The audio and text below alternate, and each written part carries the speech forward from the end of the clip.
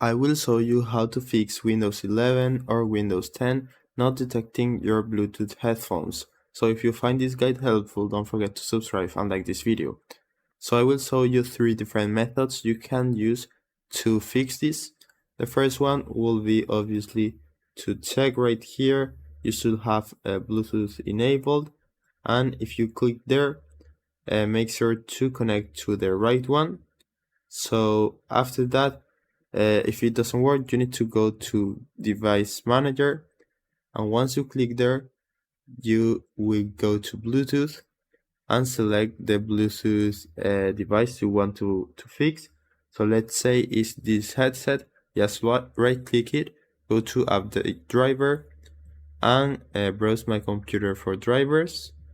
Then let me pick from a list of available drivers on my computer and select the one it appears, or if there are multiple ones, just select the one that is not generic, so the one that is specific for your headphones.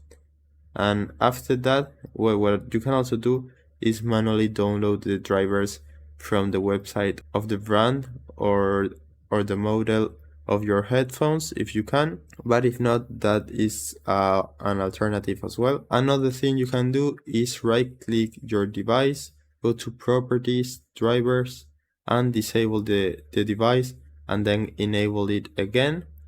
And if that doesn't work, you can go to Services right here, search for Services, and search for the Bluetooth. Right here, Bluetooth supports device service. Right click it, go to Properties, and stop it and start it again, and select the Start at Type to Automatic. So if the service status is not running, you can start it from there.